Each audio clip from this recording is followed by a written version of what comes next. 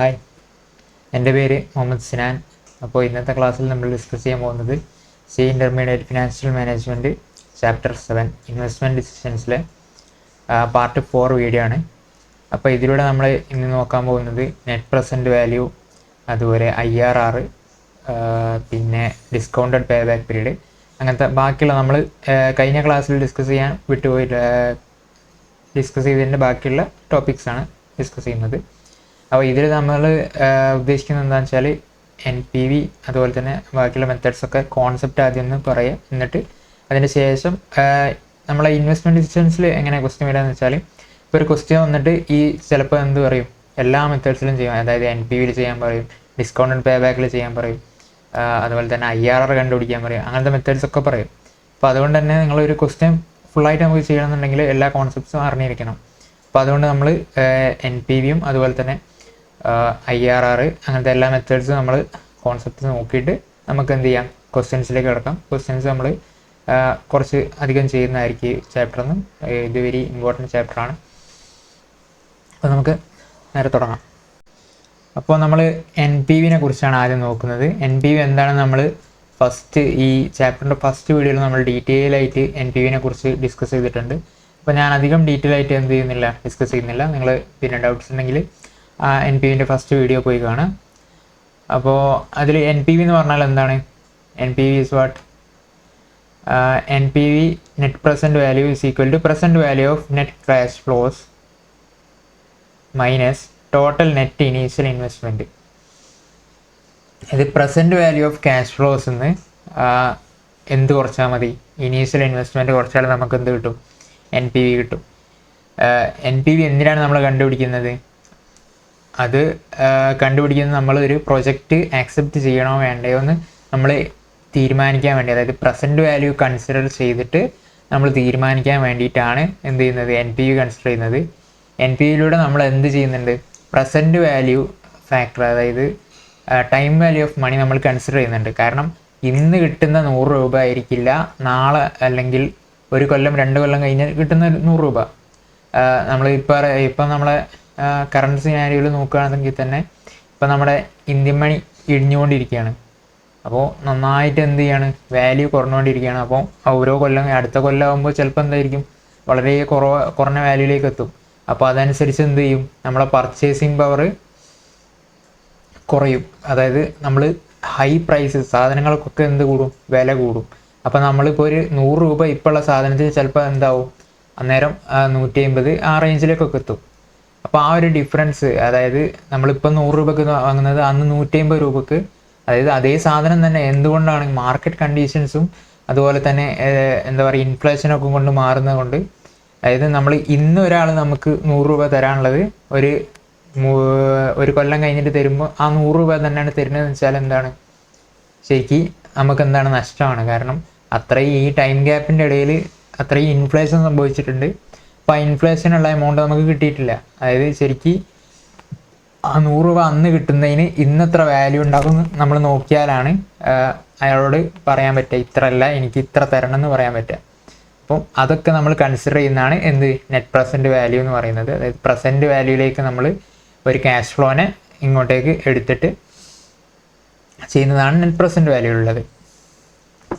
അപ്പോൾ അത് നമുക്ക് എന്ത് ചെയ്യാം? ഒരു ക്വസ്റ്റ്യനിലൂടെ തന്നെ നമുക്ക് ഡിസ്കസ് ചെയ്യാം. ഇതിൻ്റെ കോൺസെപ്റ്റ്സ് ഫുള്ളായിട്ട് എക്സാമ്പിളൊക്കെ ഞാൻ ഓൾറെഡി ഫസ്റ്റ് ക്ലാസ്സിൽ പറഞ്ഞതാണ്. അപ്പോൾ അതിനെക്കൊണ്ട് എക്സാമ്പിളൊന്നും പറയുന്നില്ല.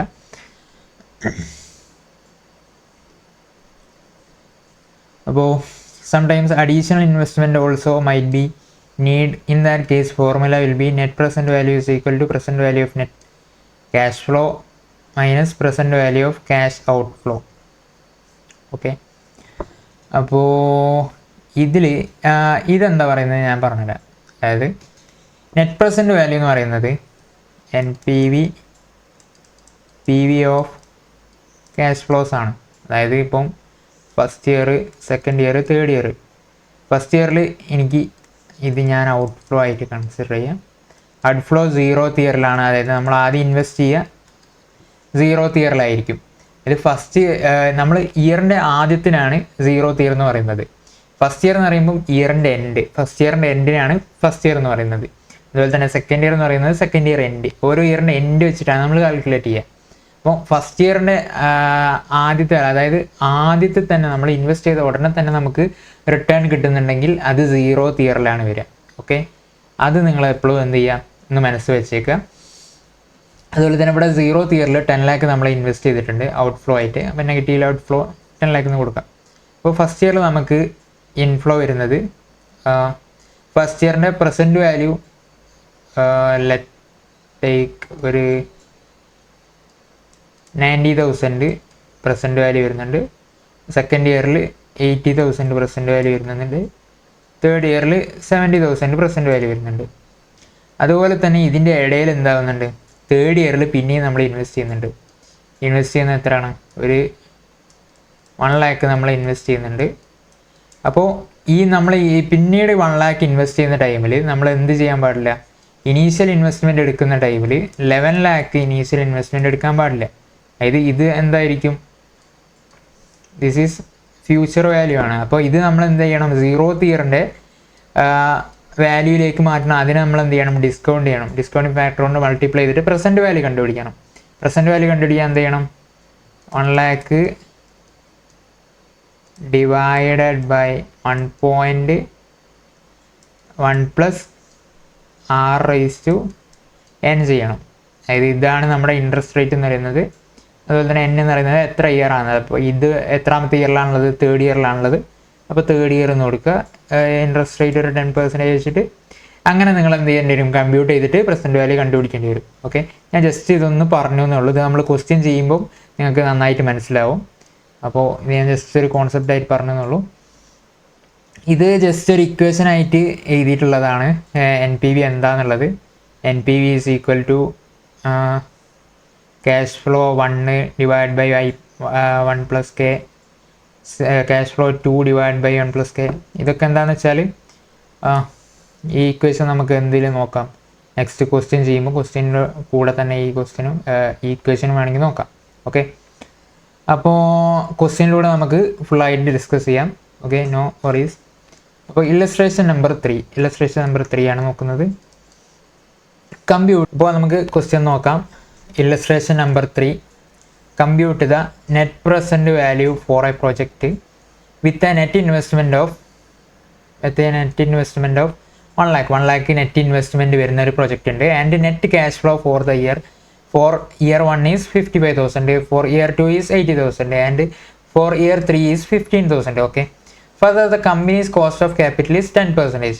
cost of capital of the company എത്രയാണ്, 10% ആണ്. അതുപോലെ തന്നെ ക്യാഷ് ഫ്ലോസ് എത്രയും തന്നിട്ടുണ്ട്, അതുപോലെ തന്നെ നെറ്റ് ഇൻവെസ്റ്റ്മെൻറ്റ് എത്രയും തന്നിട്ടുണ്ട്. അപ്പോൾ നമുക്ക് വേണ്ട ഡാറ്റാസ് ഒക്കെ ആയി. അപ്പോൾ ഇത് നമ്മൾ കോസ്റ്റ് ഓഫ് ക്യാപിറ്റൽ എന്തുകൊണ്ടാണ് നമ്മൾ ഡിസ്കൗണ്ടിങ് റേറ്റ് ആയിട്ട് എടുക്കുന്നത് എന്ന് ചോദിച്ചാൽ, ഇപ്പം നിങ്ങൾക്ക് അറിയാം എന്താണ് ഡിസ്കൗണ്ടിങ് ഫാക്ടർ എന്ന് പറഞ്ഞാൽ. നമ്മളിപ്പം ഇന്നത്തെ ഒരു ക്യാഷ് ഫ്ലോ ഉണ്ട്, അതൊരു അടുത്ത കൊല്ലമാകുമ്പോൾ അതിൻ്റെ വാല്യൂ ശരിക്കും എന്തായിരിക്കില്ല, ഇന്നത്തെ അത്ര വാല്യൂ ഉണ്ടായിരിക്കില്ല. ഡിസ്കൗണ്ടിങ് ഫാക്ടർ എന്ന് പറഞ്ഞാൽ എന്താണ്, നമുക്ക് ഇപ്പോൾ ഒരു ഫ്യൂച്ചറിൽ നമുക്ക് എത്ര കിട്ടുന്നുണ്ട്, അതായത് നെക്സ്റ്റ് ഇയർ നമുക്ക് ഒരു 10,000 കിട്ടുന്നുണ്ട് വിചാരിച്ചോളൂ. അല്ലെങ്കിൽ ഒരു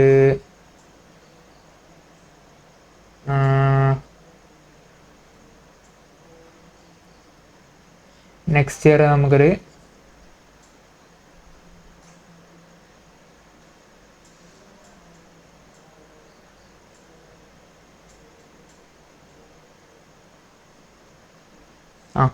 10,000 തന്നെ വിചാരിച്ചോളൂ. 10,000 ആണ് നമുക്ക് നെക്സ്റ്റ് ഇയർ കിട്ടുന്നത്. അപ്പോൾ ആ നെക്സ്റ്റ് ഇയർ കിട്ടുന്ന ഈ 10,000 ഇന്ന് അതിന് 10,000 വാല്യൂ ആയിരിക്കും ഉണ്ടാവുക. ഇത് നെക്സ്റ്റ് ഇയർ കിട്ടുന്നത് 10,000 നമുക്ക് വാങ്ങാൻ പറ്റുന്ന സാധനമായിരിക്കുമോ ഇന്ന് നമുക്ക് വാങ്ങാൻ പറ്റുന്ന സാധനം? അല്ല. കാരണം എന്താണെന്ന് വെച്ചാൽ നെക്സ്റ്റ് ഇയർ 10,000 വാല്യൂ കുറച്ചുകൂടി ഇടിഞ്ഞിട്ടുണ്ടാവും. ആ ഒരു ഇടിവുണ്ടല്ലോ, അതായത് മാർക്കറ്റിലെ വാല്യൂ കുറയുന്നത്, അല്ലെങ്കിൽ നമ്മളുടെ ഇപ്പോൾ ഒരു മാർക്കറ്റിൽ വാല്യൂ ഇടിയെന്നൊക്കെ നമ്മളൊരു കോമൺ ടേംസിൽ പറയുന്നതാണ്. അത് നമ്മൾ ആ ഇടിവ് അല്ലെങ്കിൽ ആ ഒരു റിട്ടേൺ റേറ്റ് എന്ന് പറയുന്നത് നമ്മുടെ ഓരോ ഷെയർ ഹോൾഡറുടെയും എക്സ്പെക്റ്റേഷൻ വെച്ചിട്ട് മാറും. അതായത് ഇപ്പം നമുക്ക് ഇന്ന് ഞാനിപ്പോൾ ഇത് ഞാൻ വിചാരിക്കുന്ന ഒരു 10% ആണ് എൻ്റെ റിട്ടേൺ റേറ്റ് എന്ന് വിചാരിച്ചാൽ, 10% ആണ് എനിക്ക് കിട്ടാൻ ഉദ്ദേശിക്കുന്ന റിട്ടേൺ. അതായത് ഞാൻ ഈ 10,000, അതായത് പ്രസൻറ്റ് വാല്യൂ ഓഫ് 10,000 ഒരു 9,000 ആണ് ഇതിൻ്റെ പ്രസൻറ്റ് വാല്യൂ എന്ന് വിചാരിച്ചോളൂ. ഇത് എക്സാമ്പിളാണ്, this is not exact value. അപ്പോൾ ഞാനൊരു 9,000 ഉള്ള ക്യാഷ് ഫ്ലോ ഞാൻ എന്ത് ചെയ്യുന്നു, ഒരു കമ്പനി കൊണ്ടുപോയി ഞാൻ ഇൻവെസ്റ്റ് ചെയ്യുന്നുണ്ട്. അപ്പോൾ അതിനെനിക്ക് എത്ര റിട്ടേൺ കിട്ടും? ഒരു 10% അല്ലെങ്കിൽ 20% ഞാനൊരു റിട്ടേൺ എക്സ്പെക്റ്റ് ചെയ്യുന്നുണ്ട്. അപ്പോൾ ഞാൻ ആ റിട്ടേൺ എക്സ്പെക്റ്റ് ചെയ്യുന്നത് അതിൻ്റെ കൂടെ ഞാൻ എടുത്താൽ, അതായത് ഇപ്പം 9,000 ഞാൻ ഒരു സ്ഥലത്ത് ഇൻവെസ്റ്റ് ചെയ്തു, അതിലെനിക്കൊരു 10% റിട്ടേൺ കിട്ടുന്നുണ്ടെങ്കിൽ 1 + 1.1 ഇൻറ്റു, അതായത് നെക്സ്റ്റ് ഇയർ ആകുമ്പോൾ എൻ്റെ ക്യാഷ്, അതായത് ആ ക്യാഷ് എത്ര ആയിട്ടുണ്ടാവും? 9,000 ഇൻറ്റു 1.1 ഈസ് ഈക്വൽ ടു 9,900 ആയിട്ടുണ്ടാവും. എൻ്റെ ക്യാഷ് ഫ്ലോ എത്ര ആയിട്ടുണ്ടാവും? 9,900 ആയിട്ടുണ്ടാവും. അപ്പോൾ അത്രയും എമൗണ്ട് എന്തായിട്ടുണ്ടാവും? കൂടിയിട്ടുണ്ടാവും. ഓക്കെ, അപ്പോൾ ആ എമൗണ്ട് കൂടാനുള്ള കാരണം എന്താണ്? അതായത് ഞാൻ എൻ്റെ ഫ്യൂച്ചർ, എന്നെ സംബന്ധിച്ചിടത്തോളം ഈ 9,000ൻ്റെ ഫ്യൂച്ചർ വാല്യൂ എന്ന് പറയുന്നത് എത്രയാണ്? 9,900 ആണ് സെക്കൻഡ് ഇയറിൽ.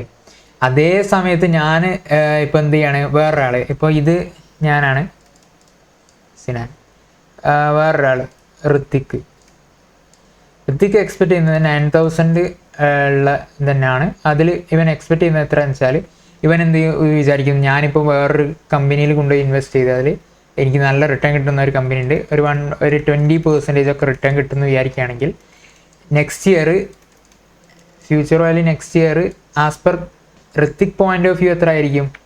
ഋത്തിക്കിൻ്റെ പോയിന്റ് ഓഫ് വ്യൂവിൽ നെക്സ്റ്റ് ഇയറിൽ ഫ്യൂച്ചർ വാല്യൂ എത്ര ആയിരിക്കും? 1.2 ഈസ് ഈക്വൽ ടു 10,800.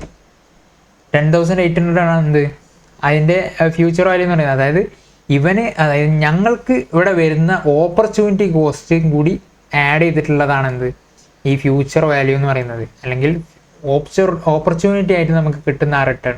ഇപ്പം നമ്മുടെ കയ്യിലുള്ള എമൗണ്ട് നമ്മൾ ഇൻവെസ്റ്റ് ചെയ്തിട്ട് നമുക്ക് കിട്ടാൻ സാധ്യത ഉള്ള ഒരു റിട്ടേൺ നമ്മൾ എന്ത് ചെയ്യുന്നു, അതിൻ്റെ കൂടെ ആഡ് ചെയ്താൽ നമുക്ക് നെക്സ്റ്റ് ഇയറിൽ ഒരു ക്യാഷ് ഫ്ലോ ഉണ്ടാകും, അല്ലെങ്കിൽ നമ്മൾ നെക്സ്റ്റ് ഇയറിൽ ഒരു എമൗണ്ട് കിട്ടും. ആ എമൗണ്ട് ആയിരിക്കും എന്തെന്ന് പറയുന്നത് നമ്മുടെ ഇൻവെസ്റ്റ്മെൻറ്റിൻ്റെ നെക്സ്റ്റ് ഇയറിലെ വാല്യൂ എന്ന് പറയുന്നത്. ഓക്കെ ആണല്ലോ? അപ്പോൾ അതാണ് എന്ത് ഈ ഫ്യൂച്ചർ വാല്യൂ, പ്രസൻറ്റ് വാല്യൂ എന്നൊക്കെ നമ്മൾ എന്ത് പഠിച്ചിട്ടുണ്ട് ഓൾറെഡി, ഞാൻ ഫസ്റ്റ് ക്ലാസ്സിൽ പറഞ്ഞിട്ടുണ്ട്. അപ്പോൾ ആ ഒരു ഈ എക്സ്പെക്റ്റേഷൻ ആണ്, അല്ലെങ്കിൽ ഞാൻ ഓരോരുത്തർ എക്സ്പെക്റ്റ് ചെയ്യുന്ന ഈ റേറ്റ് ആണ് ഈ ഫ്യൂച്ചർ വാല്യൂവിനെ ഡിപ്പെൻഡ് ചെയ്യുന്നത്. ഓക്കെ, ഫ്യൂച്ചർ വാല്യൂ പ്രസൻറ്റ് വാല്യൂവിനൊക്കെ ഡിപ്പെൻഡ് ചെയ്യുന്നത് എന്താണ്? അതായത് ഇത് നേരെ തിരിച്ചിട്ടാൽ എന്താണ്? പ്രസൻറ്റ് വാല്യൂ ആണ്. അതൊക്കെ ഞാൻ ഫസ്റ്റ് ക്ലാസ്സിൽ ഡിസ്കസ് ചെയ്തിട്ടുണ്ട്.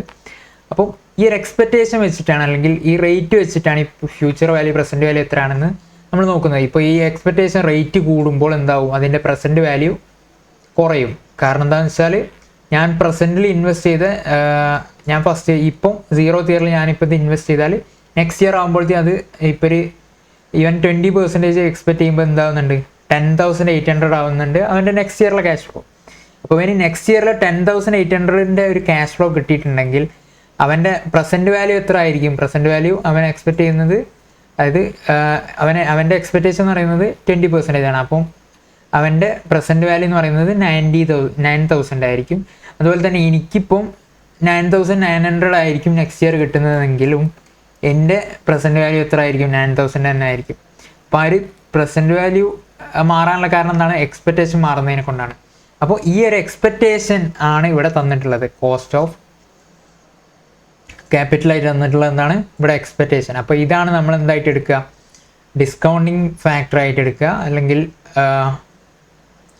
നമ്മൾ ഡിസ്കൗണ്ട് ചെയ്യാൻ നമ്മൾ യൂസ് ചെയ്യുന്ന ആ ഒരു റേറ്റ് ഓഫ് ഇൻട്രസ്റ്റ് എന്ന് പറയുന്നത് ഇതായിരിക്കും. ഓക്കെ, അപ്പോൾ ഇതെന്തുകൊണ്ടാണ്? നമ്മളെ ഓപ്പർച്യൂണിറ്റി കോസ്റ്റിൻ്റെ അല്ലെങ്കിൽ ഇൻഫ്ലേഷൻ്റെ കാരണം കൊണ്ടാണ് നമ്മൾ എന്ത് ചെയ്യുന്നത്, ഈ ഒരു ഡിസ്കൗണ്ടിങ് ഒക്കെ ചെയ്യുന്നത്.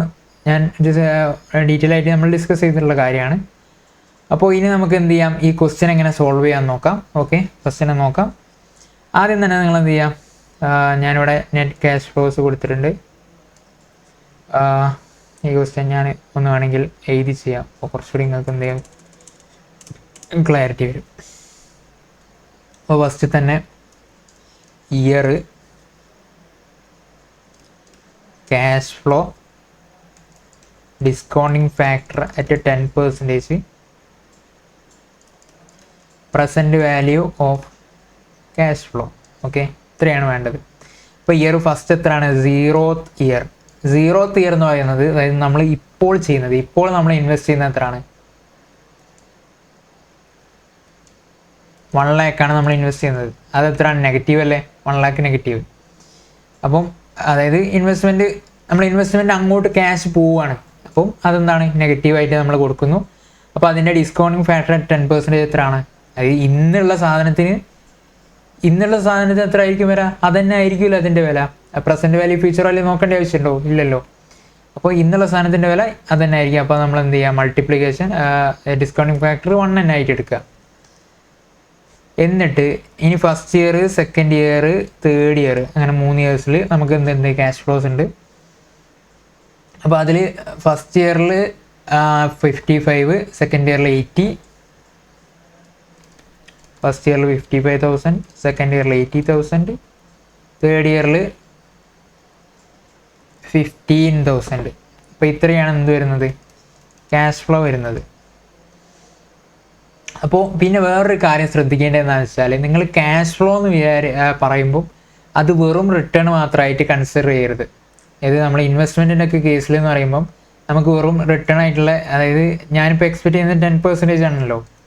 ഈ 10%, 1 lakhൻ്റെ 10% എന്ന് പറയുമ്പോൾ 10,000 ആണ് എൻ്റെ റിട്ടേൺ വരേണ്ടത്. അപ്പോൾ ഈ റിട്ടേൺ ആയിട്ടുള്ള 10%, 10,000 റുപ്പീസാണ്.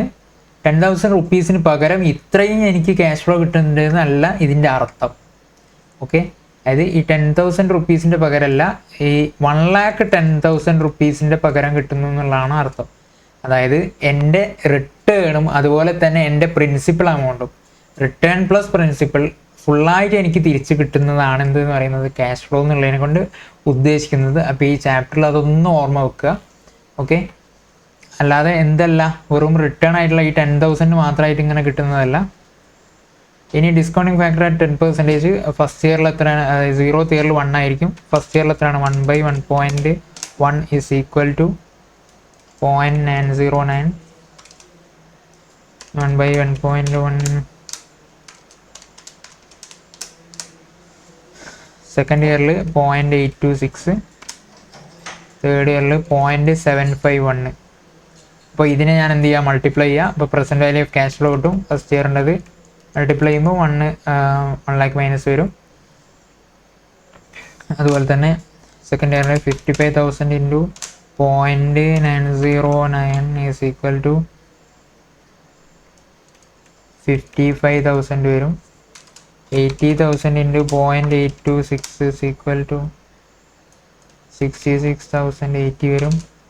15,000 ഇൻറ്റു 0.751 ഈസ് ഈക്വൽ ടു 1165 വരും. അപ്പോൾ ഇതൊക്കെ ആഡ് ചെയ്താൽ 6608 plus 55,000 plus minus 1 lakh is equal to 32,345. ഇത് നിങ്ങൾ ചെയ്യുമ്പോൾ നിങ്ങൾക്ക് ചില ഡിഫറൻസസ് ആയിട്ടുള്ള എമൗണ്ട് ആയിരിക്കും. അതായത് ചെറിയ ഡിഫറൻസ് ഉണ്ടാവും. അത് എന്തായിരിക്കും? ഈ ഒരു എമൗണ്ടിൻ്റെ റൗണ്ട് ഓഫിൻ്റെ ഡിഫറൻസിലായിരിക്കും. അപ്പോൾ നിങ്ങൾ എപ്പോഴും ICAൻ്റെ ക്വസ്റ്റ്യനിൽ എന്ത് തന്നിട്ടുണ്ടാവും? ഈ ഫാക്ടർ തന്നിട്ടുണ്ടാവും. അപ്പോൾ ആ ഫാക്ടർ എത്രയാണോ തന്നിട്ടുള്ളത്, എത്ര ഡിജിറ്റിലാണോ തന്നിട്ടുള്ളത്, അത് വെച്ച് ചെയ്യാൻ നോക്കുക. അല്ലാതെ നിങ്ങൾ എന്ത് ചെയ്യേണ്ട, സ്വന്തമായിട്ട് ഇങ്ങനെ 1/1.1 അടിച്ച് കണ്ടുപിടിക്കുന്നതിനേക്കാളും നല്ലത് ICAൻ്റെ ക്വസ്റ്റ്യൻ പേപ്പറിൽ നിങ്ങൾക്ക് ആ റേറ്റ് തന്നിട്ടുണ്ടെങ്കിൽ അത് വെച്ച് ചെയ്യുന്നതാണ്. അപ്പോൾ ICAൻ്റെ ആൻസർ ആയിട്ട് എപ്പോഴും മാച്ച് ആവും. അല്ലാന്നുണ്ടെങ്കിൽ നിങ്ങൾ സാധാ രീതിയിൽ ഇങ്ങനെ കണ്ടുപിടിച്ച് ചെയ്താലും പ്രശ്നമൊന്നുമില്ല. എന്നാലും കുറച്ചുകൂടി ബെറ്റർ ആയിട്ടുള്ളത് ICAനെ ഫോളോ ചെയ്യുന്നതാണ്. ഓക്കെ, അപ്പോൾ ഈ കേസിൽ നമുക്ക് NPV എത്രയാണ് വരുന്നത്? NPV വരുന്നത് എത്രയാണ്? 32,345 എന്ന് വരും NPV. ഇത് NPV ആയിട്ട് വരാനുള്ള കാരണം എന്താണ്? കാരണം ഞാനിവിടെ ഇനീഷ്യൽ ഇൻവെസ്റ്റ്മെൻറ്റ് ഓൾറെഡി ഞാനിവിടെ മൈനസ് ചെയ്തതിനെ കൊണ്ടാണ് ഇവിടെ NPV ആയിട്ട് വരുന്നത്. നിങ്ങൾക്ക് വേറെ രീതിയിലും ചെയ്യാം. അതായത് ജസ്റ്റ് എന്ത് ചെയ്യാം, ഈ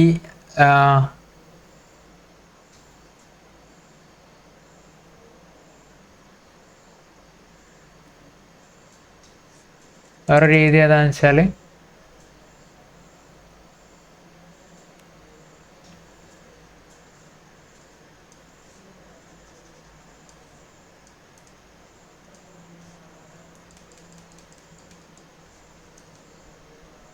അപ്പോൾ നിങ്ങൾ ഈ 0th ഇയറിൻ്റെ ഇത് കൊടുക്കാതെ ഇതിങ്ങനെ എടുക്കാതെ എന്ത് ചെയ്യുക, ഇതെടുക്കാതെ ജസ്റ്റ് ചെയ്യുക. അതായത് വെറുതെ ക്യാഷ് ഫ്ലോസ് മാത്രം, നമ്മളെ ക്യാഷ് ഇൻഫ്ലോസ് മാത്രം കൺസിഡർ ചെയ്തിട്ട് ഫസ്റ്റ് ഇയറിൽ ഇത്ര ഉണ്ട്, അതിൻ്റെ പ്രസൻറ്റ് വാല്യൂ ഇത്ര ആണെന്നൊക്കെ വെച്ചിട്ട്, അപ്പം അങ്ങനത്തെ കേസിൽ നമുക്ക് എത്ര കിട്ടും? 1,32,345 എന്ന് വരും. ഇതെന്തായിരിക്കും? Present value of cash flows ആയിരിക്കും ഇത്. ഇതിന്ന് നിങ്ങൾ എന്ത് ചെയ്യുക, ഇനീഷ്യൽ ഇൻവെസ്റ്റ്മെൻറ്റ് മൈനസ് ചെയ്താൽ 1 lakh മൈനസ് ചെയ്ത് കഴിഞ്ഞാൽ നിങ്ങൾക്ക് എന്ത് കിട്ടും? NPV കിട്ടും. NPV എത്രയാണ്? 3,345. രണ്ടിൽ ചെയ്താൽ ആൻസർ ഒന്ന് തന്നെയാണ് കിട്ടുക. അപ്പം നിങ്ങൾക്ക് ഏത് മെത്തേഡാണോ നിങ്ങൾക്ക് കംഫർട്ടബിൾ ആയിട്ടുള്ളത് ആ മെത്തേഡിൽ ചെയ്യാം.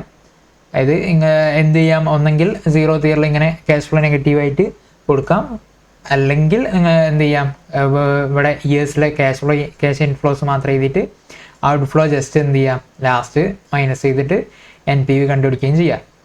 ഓക്കെ, അപ്പോൾ NPV എങ്ങനെയാണ് ചെയ്യേണ്ടതെന്ന് അറിയാലോ.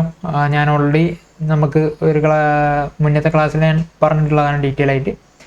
അപ്പോൾ ഇതെന്താണ്, എന്തിനാണ് ഇങ്ങനെ ചെയ്യുന്നത്, ഇതിൻ്റെ കോൺസെപ്റ്റ് എന്താണെന്നൊക്കെ മനസ്സിലായിട്ടുണ്ടാവും എന്ന് വിചാരിക്കുന്നു.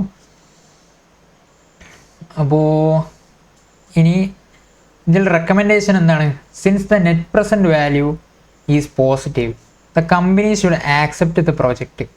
അതായത് NPV പോസിറ്റീവ് ആണെങ്കിൽ അതെന്ത് ചെയ്യണം, കമ്പനി പ്രൊജക്റ്റ് ആക്സെപ്റ്റ് ചെയ്യണം എന്നാണ് പറയുന്നത്. ഇതിപ്പോൾ NPV എന്ന് പറഞ്ഞാൽ നമ്മുടെ investment present value of cash flows ഒന്ന് നമ്മൾ എന്ത് ചെയ്യുക കുറച്ചാണ്, പ്രസൻറ്റ് വാല്യൂ ഓഫ് നമ്മുടെ ഇനീഷ്യൽ ഇൻവെസ്റ്റ്മെൻറ്റ് കുറച്ചതാണ്. അതായത് നമ്മൾ ആ റിട്ടേൺ എക്സ്പെക്റ്റേഷൻ, ഈ 10% റിട്ടേൺ എക്സ്പെക്റ്റേഷൻ കവർ ചെയ്ത് കഴിഞ്ഞിട്ട് നമ്മുടെ കയ്യിൽ എത്ര ക്യാഷ് ഫ്ലോ മിച്ചം വരുന്നുണ്ട്? 32,345 മിച്ചം വരുന്നുണ്ട്. നമ്മുടെ ആ ഇൻഫ്ലേഷൻ അതുപോലെ തന്നെ ഷെയർ ഹോൾഡേഴ്സിൻ്റെ എക്സ്പെക്റ്റേഷന് ഒത്തിട്ടുള്ള ആ എമൗണ്ട് കഴിഞ്ഞിട്ടും, അതായത് ആ എമൗണ്ട് നമ്മൾ കൊടുത്തു കഴിഞ്ഞ് എന്നുള്ള രീതിയിലാണ് ഈ ഡിസ്കൗണ്ട് ചെയ്യുമ്പോൾ നമ്മളെ ക്യാഷ് ഫ്ലോ ആയിട്ട് മാറുന്നത്. ഓക്കെ, അപ്പോൾ അത്രയും ആക്കി നമ്മൾ മാറ്റിയിട്ടും, സോറി ഇത് 50,000 ആണ്, 55,000 എഴുതിയത്.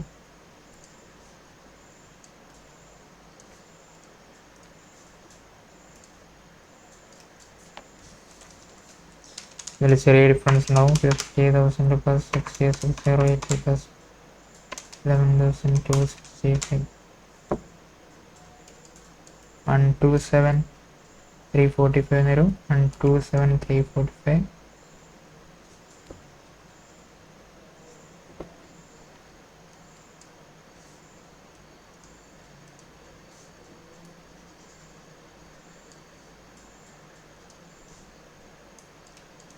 27345. ഓക്കെ,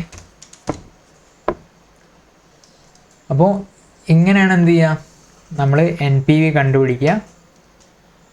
അപ്പോൾ ഇത് മനസ്സിലായിട്ടുണ്ടാവും എന്ന് വിചാരിക്കുന്നു. അപ്പോൾ ഇത് പോസിറ്റീവ് ആണെങ്കിൽ എന്ത് ചെയ്യുക, പ്രൊജക്റ്റ് ആക്സെപ്റ്റ് ചെയ്യാം. അതുപോലെ തന്നെ നെഗറ്റീവ് ആണെങ്കിൽ റിജക്റ്റ് ചെയ്യുകയും ചെയ്യണം.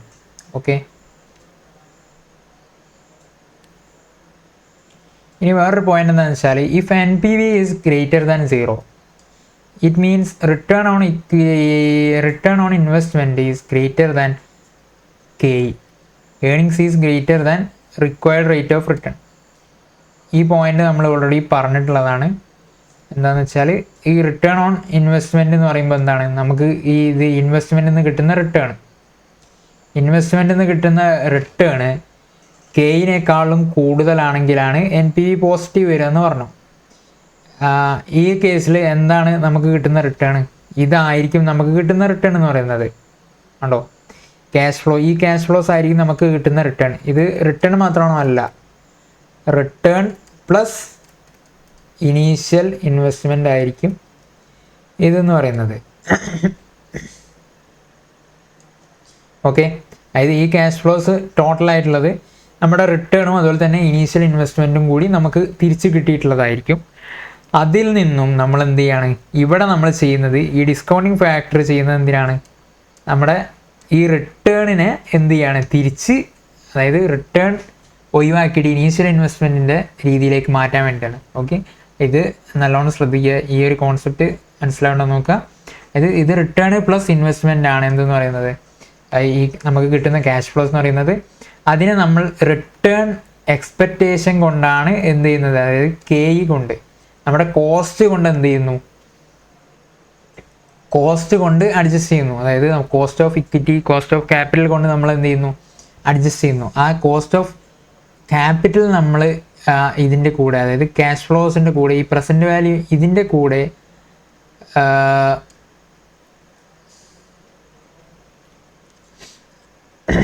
അതായത് ഈ ഒരു 50,000 കൂടെ നമ്മളൊരു 10% റിട്ടേൺ കിട്ടുന്നുണ്ടെങ്കിലാണ് നമുക്ക് എത്ര കിട്ടുക, 55,000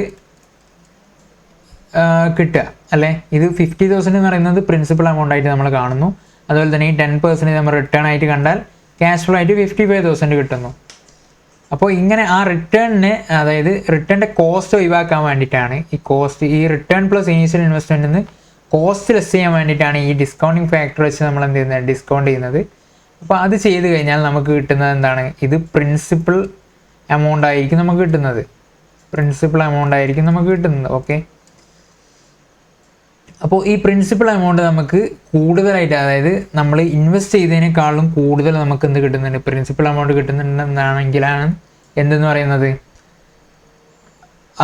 നമ്മുടെ കോസ്റ്റ് ഓഫ് ക്യാപിറ്റലിനേക്കാളും നമുക്ക് എന്തുണ്ട്, റിട്ടേൺ കൂടുതലുണ്ട്. അതായത് കോസ്റ്റ് കുറച്ചിട്ട്, ഇതിപ്പം ഈ ഡിസ്കൗണ്ടിങ് ഫാക്ടർ വെച്ച് ചെയ്യാന്ന് പറയുന്നത് എന്താ ഉദ്ദേശിക്കുന്നത്, അതായത് നമ്മൾ കോസ്റ്റ് കുറക്കുന്ന പോലെ തന്നെയാണ് ഇത് വരുന്നത്. അപ്പോൾ നമ്മൾ കോസ്റ്റ് കുറച്ച് കഴിഞ്ഞിട്ട് നമുക്ക് എന്ത് എക്സ്ട്രാ എമൗണ്ട് ഉണ്ടെങ്കിൽ അതിൻ്റെ അർത്ഥം എന്താണ്, നമ്മൾ കോസ്റ്റിനേക്കാളും കൂടുതലാണ് നമ്മുടെ റിട്ടേൺ എന്നല്ലേ ആണ്. അതെ, അപ്പോൾ ഓക്കെ ആണല്ലോ, നിങ്ങൾക്ക് മനസ്സിലായിട്ടുണ്ടാവും എന്ന് വിചാരിക്കുന്നു. ഞാനന്ന് കുറച്ചധികം എക്സ്പ്ലെയിൻ ചെയ്തിട്ടുണ്ട്, എന്തായാലും മനസ്സിലായിട്ടുണ്ടാവും എന്ന് വിചാരിക്കുന്നു. പിന്നെ ഈ മെത്തേഡിന് വേറൊരു പ്രശ്നമുള്ള എന്താണെന്ന് വെച്ചാൽ, this method ignores amount invested and time taken. ഈ മെത്തേഡ് എത്ര എമൗണ്ട് ഇൻവെസ്റ്റ് ചെയ്യുന്നത്, അതുപോലെ തന്നെ എത്ര ടൈം എടുക്കുന്നു എന്നുള്ള കാര്യങ്ങളൊക്കെ എന്ത് ചെയ്യുന്നുണ്ട്, ഇഗ്നോർ ചെയ്യുന്നുണ്ട്. ഇപ്പം ഞാനൊരു 1 crore ഇൻവെസ്റ്റ് ചെയ്തു ഒരു 10 yearsലേക്ക്. അതിൽ നിന്ന് എനിക്ക് കിട്ടുന്ന NPV എന്ന് പറയുന്നത് 80,000 ആണ്. അപ്പോൾ ഈ 80,000 NPV കിട്ടുന്ന കേസിൽ ഈ NPV പ്രകാരം എന്നോട് എന്താ പറയുന്നത്, 0-നേക്കാളും കൂടുതലാണെങ്കിൽ നിങ്ങൾ എന്തായാലും NPV വെച്ചിട്ട് നോക്കുകയാണെങ്കിൽ ആ പ്രൊജക്റ്റ് ആക്സെപ്റ്റ് ചെയ്യണമെന്നാണ് പറയുന്നത്. അപ്പം ഞാൻ അത് വെച്ച് നോക്കുമ്പോൾ ഞാനിത് അക്സെപ്റ്റ് ചെയ്യും. പക്ഷെ ഞാനിവിടെ 1 crore ഇൻവെസ്റ്റ് ചെയ്തിട്ടുണ്ട്, അതുപോലെ തന്നെ 10 years ഞാൻ എടുത്തിട്ടുണ്ട്. 10 years എടുത്തിട്ടാണ് എനിക്ക് ഈ NPV കിട്ടിയിട്ടുള്ളത്. ഓക്കെ, അതിവിടെ കൺസിഡർ ചെയ്യുന്നില്ല. ഇതിപ്പോൾ ഞാൻ വേറെ ഏതോ പ്രൊജക്റ്റ് വെച്ചിട്ട്, ചിലപ്പോൾ ഞാൻ ഈ 1 crore വേറൊരു പ്രൊജക്റ്റ് ഇൻവെസ്റ്റ് ചെയ്തിട്ടുണ്ടെങ്കിൽ ആ പ്രൊജക്റ്റിൽ നിന്ന് എനിക്ക് NPV റിട്ടേൺ ഇതിനേക്കാളും നല്ല ഹൈ റിട്ടേൺ കിട്ടിയിട്ടുണ്ടാവും. അപ്പോൾ ഞാൻ ഈ NPV വെച്ച് ചെയ്യുന്നതിനെ കൊണ്ട് ഞാൻ 80,000 ആണ് NPV എന്നുള്ളെങ്കിലും ഞാൻ എന്ത് ചെയ്യും, ഇത് അക്സെപ്റ്റ് ചെയ്യാൻ വേണ്ടിയിട്ടാണ് നോക്കുക. ഓക്കെ, അതുപോലെ തന്നെ ഞാൻ വേറൊരു 50 lakh വെച്ചിട്ട് എന്ത് ചെയ്തു, 50 lakh ഇൻവെസ്റ്റ് ചെയ്തു, ഒരു 8 yearsലേക്ക് ആണ് ഇൻവെസ്റ്റ് ചെയ്തത്. അവിടെ എനിക്ക് NPV എത്ര കിട്ടി, 60,000 NPV കിട്ടിയിട്ടുണ്ട്. അപ്പോൾ ഈ രണ്ട് കേസും നോക്കുമ്പോൾ എന്താണ്, NPV കൂടുതൽ 80,000-നാണ്. ഓക്കെ, ഈ 80,000 NPV കൂടുതലായതിനെ കൊണ്ട് NPV കൂടിയ പ്രൊജക്റ്റ് അക്സെപ്റ്റ് ചെയ്യണമെന്നാണ് നമ്മളോട് NPV പറയുന്നത്. അപ്പോൾ ഞാൻ എന്ത് ചെയ്യും, ഈ 80,000 എൻ്റെ പ്രൊജക്റ്റ്, അതായത് 1 crore ഇൻവെസ്റ്റ് ചെയ്തിട്ട് 10 yearsലേക്ക് 80,000 കിട്ടുന്ന പ്രൊജക്റ്റ് ആയിരിക്കും നോക്കുന്നത്. പക്ഷേ ഇത് കണ്ടോ, ഈ 50 lakh ഇൻവെസ്റ്റ് ചെയ്താൽ കിട്ടുന്ന പ്രൊജക്റ്റിൽ ഇപ്പം എൻ്റെ കയ്യിൽ 1 crore ഉണ്ട്. ഈ 1 crore ഞാൻ 2 times എനിക്ക് ഇൻവെസ്റ്റ് ചെയ്യാം ഇവിടെ അല്ലേ. ഈ പ്രൊജക്റ്റും അതുപോലെ തന്നെ ഇതേപോലത്തെ വേറൊരു പ്രൊജക്റ്റിൻ്റെ ആ പ്രൊജക്റ്റിലും കൂടി എനിക്ക് ഇൻവെസ്റ്റ് ചെയ്താൽ എനിക്ക് എത്ര റിട്ടേൺ കിട്ടും, NPV ഇപ്പോൾ ഇതിൽ 60,000 ആണെങ്കിൽ 2 times ഇൻവെസ്റ്റ് ചെയ്യുകയാണെങ്കിൽ വേറൊരു പ്രൊജക്റ്റ് ഇതുപോലെ ഉണ്ടെങ്കിൽ എനിക്ക് 1,20,000 ഇവിടെ NPV കിട്ടും. അപ്പോൾ ഈ പ്രൊജക്റ്റ് ശരിക്കും നോക്കുകയാണെങ്കിൽ എമൗണ്ട് ഇൻവെസ്റ്റഡ് അതുപോലെ തന്നെ ടൈം ടേക്കണൊക്കെ നോക്കുകയാണെങ്കിൽ എനിക്ക് ഈ പ്രൊജക്റ്റ് ആയിരിക്കും കുറച്ചുകൂടി ബെനിഫിഷ്യൽ ആയിട്ടുള്ളത്. പക്ഷേ NPV മെത്തേഡ് എന്താണ് നോക്കുന്നത്, NPV ഏതിനാണോ കൂടുതൽ അതേ നോക്കുന്നുള്ളൂ. അതായത് എത്ര ഇൻവെസ്റ്റ് ചെയ്തെന്നോ എത്ര ടൈം എടുത്തെന്നോ അങ്ങനത്തെ കാര്യങ്ങളൊക്കെ ഒന്നും നോക്കുന്നില്ല. അപ്പോൾ അതാണ് ഇതിൻ്റെ ഒരു ഡിസഡ്വാൻറ്റേജ് എന്ന് പറയുന്നത്. Okay,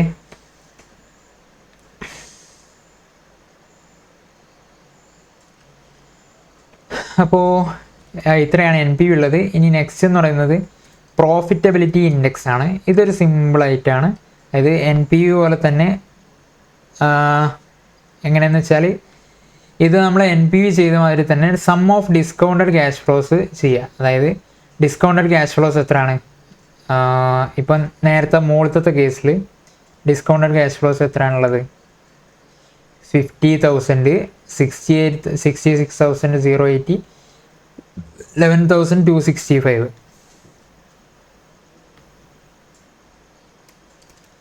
50,000, 66,080 plus 11,265 divided by initial cash outlay or total discounted cash outlay. Total discounted cash outlay എത്രയാണ്? 1 lakh.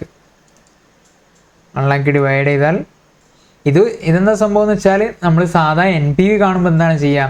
ഇത് present value of cash flows, PV of cash flows minus initial investment ആണ് NPV എന്ന് പറയുന്നത്.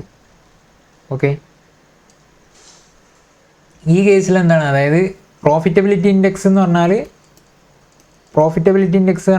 PV of cash flows divided by initial investment. Okay, അതായത് ഇവിടെ നമ്മൾ minus ചെയ്ത കാര്യം എന്ത് ചെയ്യുന്നു, ഇവിടെ ഡിനോമിനേറ്ററിൽ കൊടുക്കുന്നു. അപ്പോൾ നമുക്ക് എന്ത് കിട്ടും? ഇവിടെ 50,000 1,27,000 സംതിങ് ആയിരുന്നില്ലേ? 27,345 ഡിവൈഡഡ് ബൈ 1 lakh എന്ന് വരും. 1 lakh ആണ് നമ്മുടെ ഇൻവെസ്റ്റഡ് എമൗണ്ട്. അപ്പോൾ നമ്മുടെ പ്രോഫിറ്റബിലിറ്റി ഇൻഡെക്സ് എത്രയാണ് വരുന്നത്? 127,127,345 divide by 1 lakh is equal to 1.2735 എന്ന് വരും. അപ്പോൾ ഇത് പ്രോഫിറ്റബിലിറ്റി ഇൻഡെക്സ് നമ്മൾ എങ്ങനെയാണ് മെഷർ ചെയ്യുന്നത് വെച്ചാൽ ഇത് 1-നേക്കാൾ കൂടുതലാണെങ്കിൽ അത് അക്സെപ്റ്റ് ചെയ്യണം എന്നാണ്. ഇത് 1-നേക്കാൾ കൂടുമ്പോഴാണ് present value of cash flows initial ഇൻവെസ്റ്റ്മെൻറ്റിനേക്കാളും കൂടുന്ന ടൈം. അതായത് ശരിക്കും NPV പോലെ തന്നെയുള്ള കാര്യം തന്നെയാണ്. അതായത് NPVനെ നമ്മൾ എന്ത് ചെയ്യുന്നു? NPVയിൽ present value of cash flows minus initial investment ചെയ്യുന്നു. ഇവിടെ നമ്മൾ present value of cash flows divide by initial investment ചെയ്യുന്നു. അത്ര തന്നെയുള്ള വ്യത്യാസം. അപ്പോൾ ഇത് സിമ്പിളായിട്ടുള്ള കാര്യമാണ്, നിങ്ങൾക്ക് മനസ്സിലായിട്ടുണ്ടാവുമെന്ന് വിചാരിക്കുന്നു. അപ്പോൾ ഇത് നമ്മൾ എപ്പോഴാണ് ആക്സെപ്റ്റ് ചെയ്യേണ്ടത്? Profitable index greater than or equal to 1 ആണെങ്കിൽ ആക്സെപ്റ്റ് ചെയ്യുക, പ്രോഫിറ്റബിൾ ഇൻഡെക്സ് ലെസ് ദാൻ 1 ആണെങ്കിൽ റിജക്റ്റ് ചെയ്യുക. ഓക്കെ.